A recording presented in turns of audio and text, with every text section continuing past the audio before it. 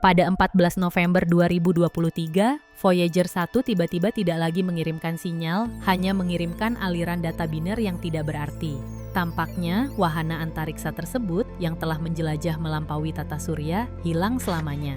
Penyebabnya ternyata adalah kegagalan memori pada sistem data penerbangan yang terpasang di dalamnya, yang berisiko menyebabkan terputusnya komunikasi secara permanen. Namun, tim ilmuwan menolak menyerah. Mereka mengambil keputusan berani untuk mengalihkan kode ke area lain dalam memori probe. Proses ini dimulai pada 18 April 2024 dan disertai risiko besar. Sinyal membutuhkan waktu 22,5 jam untuk mencapai Voyager, dan waktu yang sama diperlukan untuk respons. Setiap upaya adalah langkah ke arah yang tak diketahui.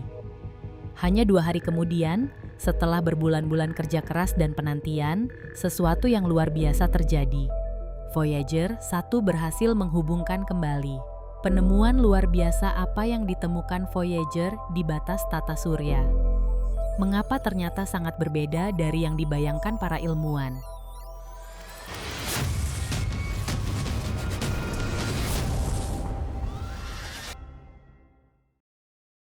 Pada akhir tahun 1970-an, sebuah peristiwa langka terjadi di tata surya. Sebuah barisan planet yang hanya terjadi sekali setiap 175 tahun.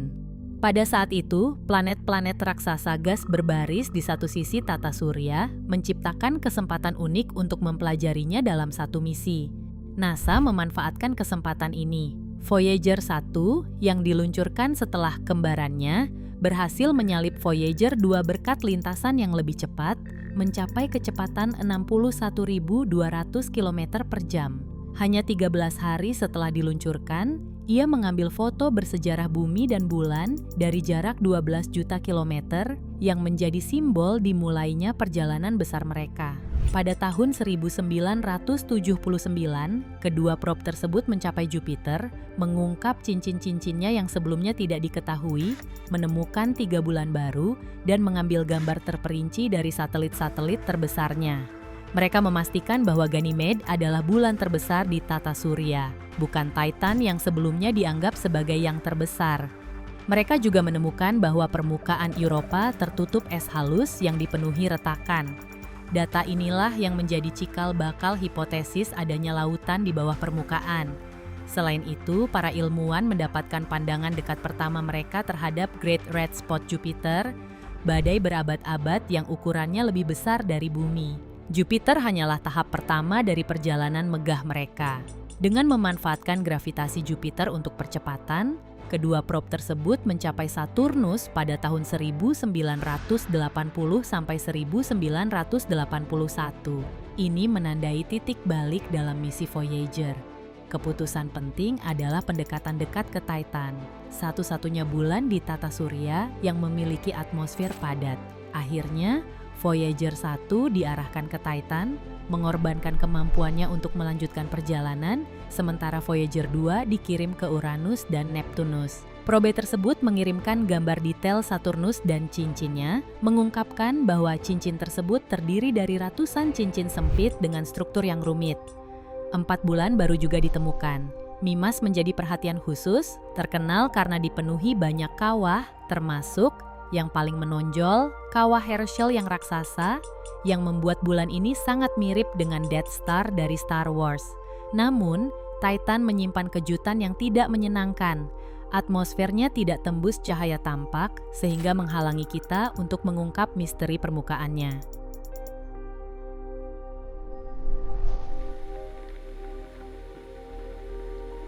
Setelah Saturnus, jalur kedua probe tersebut berpisah selamanya. Gravitasi Saturnus secara signifikan mempercepat Voyager 1, mengubah lintasan dan menjadikannya pesawat ruang angkasa tercepat dalam sejarah. Sementara itu, Voyager 2 melanjutkan tur planetnya menuju Uranus selanjutnya. Ia mencapai Uranus pada Januari 1986, mendekati permukaannya hingga jarak 82.000 km. Para ilmuwan terkejut menemukan bahwa Uranus sangat berbeda dari Jupiter dan Saturnus. Sementara raksasa gas terdiri dari 90% hidrogen dan helium, Uranus hanya mengandung unsur-unsur tersebut di atmosfernya. Di bawahnya terdapat lautan air, amonia, metana, dan hidrogen sulfida, dengan inti batu dan es di pusat planet. Kemudian, planet-planet jenis ini diberi nama raksasa es. Uranus juga ternyata merupakan planet terdingin di tata surya, bahkan lebih dingin daripada Neptunus. Voyager 2 mencapai Neptunus pada Agustus 1989 dan tetap menjadi satu-satunya pesawat ruang angkasa yang pernah mengunjungi planet ke-8 dan terjauh di tata surya. Pada 25 Agustus 1989, Voyager 2 menangkap gambar terperinci pertama Neptunus, menandai penyelesaian Grand Tour-nya. Sementara Voyager 2 menjelajahi Uranus dan Neptunus, Voyager 1 hanya bisa iri pada pesawat ruang angkasa lainnya. Setelah misi Saturnus, para insinyur menonaktifkan sebagian besar instrumennya, hanya menyisakan teknologi untuk menganalisis data lingkungan. Pada 14 Februari 1990, dari jarak 6 miliar kilometer, ia menangkap bumi sebagai titik biru pucat yang sangat kecil, berukuran hanya 0,12 piksel. Foto ikonik ini, yang dikenal sebagai Pale Blue Dot, menjadi gambar terakhir yang diambil oleh Voyager 1 sebelum kamera di kedua probe dimatikan secara permanen. Selanjutnya, penjelajah antariksa kita memasuki periode tenang yang panjang, berlangsung selama 1,5 dekade, yang terputus oleh peristiwa luar biasa. Pada 25 Agustus 2012, instrumen Voyager 1 mencatat penurunan tajam partikel bermuatan yang berasal dari matahari, disertai dengan peningkatan sinar kosmik galaksi. Ini berarti bahwa pesawat ruang angkasa tersebut akhirnya telah memasuki ruang antar bintang, meninggalkan wilayah di mana pengaruh matahari berakhir dan radiasi antar bintang mendominasi. Voyager 2 yang bergerak lebih lambat melintasi batas yang sama pada November 2018. Gelembung unik dari tata surya kita yang disebut heliosfer membentang sekitar 18 miliar kilometer dari matahari. Voyager adalah satu-satunya wahana antariksa yang telah melintasi batas ini dan keluar dari sistem tata surya. Penemuan mereka di luar sana memicu minat luas dan diskusi aktif di kalangan ilmuwan. Sebelumnya, diyakini bahwa angin matahari melemah secara bertahap seiring menjauh dari matahari. Namun, data dari probe menunjukkan bahwa angin matahari tidak memudar, melainkan mencapai batas yang tajam. Di luar batas ini, pengaruhnya berhenti, dan ruang antar bintang dimulai. Ini berarti angin matahari tidak sekadar menghilang, melainkan mengubah arah, membentuk batas fisik antara kedua lingkungan tersebut. Angin matahari mengalir di sekitar heliopause dari bagian dalam, sementara plasma antar bintang mengalir di sekitarnya dari bagian luar. Kami juga berhasil menentukan bentuk heliopause. Di satu sisi, ia menyerupai bola, sementara di sisi lain, ia memanjang menjadi ekor yang panjang. Menariknya, bentuk ini tidak statis. Batas sistem tata surya terus bergerak. Permukaan heliosfer terdistorsi oleh gelombang besar yang muncul pada sudut-sudut tak seragam yang tak terduga. Gelombang ini dapat mencapai 10 satuan astronomi, setara dengan 10 kali jarak antara bumi dan matahari, atau sekitar 2 miliar kilometer. Selain itu, dengan menganalisis data Voyager, para ilmuwan menemukan bahwa heliopause mengalami perubahan cepat dalam waktu yang sangat singkat. Hal ini mungkin menjelaskan mengapa selisih waktu antara kedua probe saat melintasi batas heliosfer begitu besar, 6 tahun penuh. Demikian pula, suhu dan kepadatan angin matahari di dekat heliopause sulit dijelaskan. Ahli astrofisika mengharapkan bahwa perlambatan partikel matahari oleh radiasi antar bintang akan menyebabkan peningkatan tajam dalam suhu dan kepadatan. Meskipun hal ini terjadi, nilai yang diukur 10 kali lebih rendah dari prediksi teoretis. Di mana energi ini hilang masih belum jelas.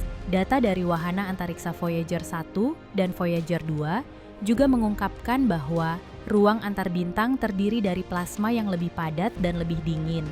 Sementara plasma di dekat batas sistem tata surya lebih panas dan kurang padat. Yang penting, kedua jenis plasma ini berinteraksi satu sama lain. Partikel dari angin matahari dan angin antar bintang bercampur menciptakan semacam lapisan batas antara heliopause dan ruang antar bintang. Berkat misi Voyager, para ilmuwan juga mengetahui bahwa medan magnet antar bintang 2 hingga 3 kali lebih kuat daripada yang diperkirakan sebelumnya. Hal ini berarti partikel antar bintang memberikan tekanan 10 kali lipat lebih besar pada heliosfer daripada yang diperkirakan. Data yang diperoleh dari interaksi ini memberikan pemahaman yang lebih komprehensif tentang apa yang terjadi antara matahari dan ruang antar bintang. Wawasan ini dapat diterapkan pada semua bintang yang sedang diteliti oleh astronom, karena diyakini bahwa sistem bintang lain kemungkinan memiliki sifat dan proses yang sama dengan sistem tata surya kita. Selama perjalanan mereka melalui ruang antar bintang, wahana Voyager terus mengirimkan sinyal ke bumi, mentransmisikan data tentang kondisi instrumen dan lokasi mereka. Namun, pada tahun 2022, Voyager 1 secara tak terduga mengirimkan sinyal aneh. Saat berjarak 23,5 miliar kilometer dari bumi, wahana tersebut mulai mengirimkan data kacau tentang posisinya, urutan angka 0 atau angka 377. Sinyal misterius ini membingungkan para ilmuwan. Urutan angka tersebut bisa saja mengandung informasi kritis atau menandakan adanya malfungsi. Belakangan, diketahui bahwa yang terjadi adalah yang terakhir. Masalah tersebut terkait dengan sistem kontrol sikap dan manuver pesawat ruang angkasa. Meskipun masih memungkinkan untuk mengendalikan pesawat ruang angkasa secara manual, Voyager 1 kehilangan kesadaran yang tepat mengenai posisinya, kemungkinan besar akibat radiasi kosmik yang memengaruhi sistem navigasinya. Insinyur NASA berhasil mengatasi masalah tersebut dengan mentransmisikan telemetri melalui komputer onboard lainnya. Peristiwa mengkhawatirkan lainnya terjadi ketika Voyager 1 tidak memberikan sinyal selama periode yang cukup lama, dimulai pada 14 November 2023 dan berlangsung selama 5 bulan. Hal ini disebabkan oleh kode yang rusak pada salah satu chipnya. Untuk memperbaiki masalah tersebut, tim memutuskan untuk memindahkan kode tersebut ke bagian lain dari memori komputer di dalam pesawat ruang angkasa. Pada 18 April 2024, proses pemindahan data dimulai yang membutuhkan waktu yang cukup lama. Setelah mengirim sinyal, tim harus menunggu 22,5 jam hingga sinyal tersebut mencapai pesawat ruang angkasa dan 22,5 jam lagi untuk mendapatkan respons. Pada 20 April, tim mengonfirmasi keberhasilan operasi tersebut dan setelah 5 bulan, para ilmuwan berhasil memulihkan komunikasi dengan Voyager 1 serta memverifikasi fungsinya. Gangguan ini mengingatkan kita bahwa masa hidup para pelancong kosmik ini mendekati akhir. NASA berharap instrumen Voyager akan berfungsi hingga 2025, setelah itu akan dimulai penutupan bertahap. Bahkan setelah kehilangan kontak, perjalanan para penjelajah antariksa ini akan terus berlanjut. Mereka mungkin menyaksikan banyak fenomena menarik, meskipun mereka tidak lagi dapat memberitahu kita tentang hal itu. Voyager 1 bergerak menjauh dari kita dengan kecepatan sekitar 3,5 satuan astronomi per tahun. Voyager 1 saat ini sedang menuju rasi bintang Ophiuchus. Pada tahun 40.272, lebih dari 38.200 tahun dari sekarang, ia akan mendekati bintang yang kurang dikenal di rasi bintang Ursa Minor bernama AC+ 793888 dengan jarak sekitar 1,7 tahun cahaya. Kembarannya, Voyager 2 sedang meninggalkan sistem tata surya dengan kecepatan sekitar 3,1 satuan astronomi per tahun.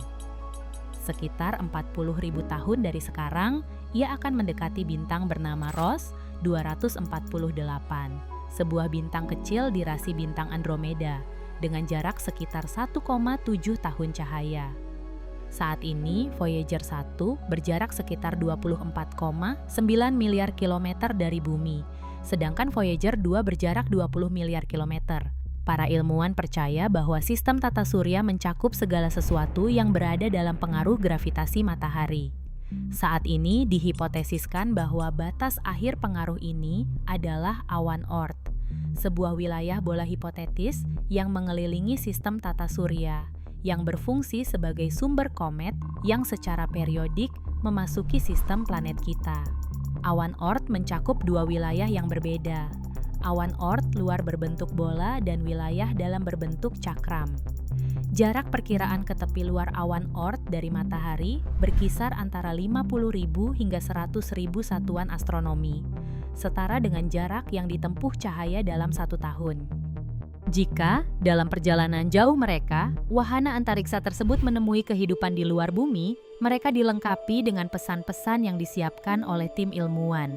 Ini termasuk piringan fonografik pada piringan tembaga berlapis emas. Sekitar 3/4 rekaman tersebut adalah musik. Piringan tersebut juga berisi salam dalam berbagai bahasa, pesan dari Presiden Amerika Serikat dan Sekretaris Jenderal PBB, suara bumi, suara manusia, nyanyian paus, rekaman gelombang otak, dan lainnya. Itu sudah cukup bagi alien untuk mengisi waktu mereka. Namun, jika Voyager tidak pernah ditemukan, mereka akan terus melayang dengan damai melalui kekosongan antar bintang yang gelap dan dingin. Mereka akan tetap menjadi simbol pencarian pengetahuan umat manusia dan pengingat bagi alam semesta akan ambisi dan harapan penghuni titik biru pucat yang kecil. Jika Anda menyukai video ini, mohon dukung kami dengan memberikan like dan berlangganan saluran kami. Terima kasih telah menonton.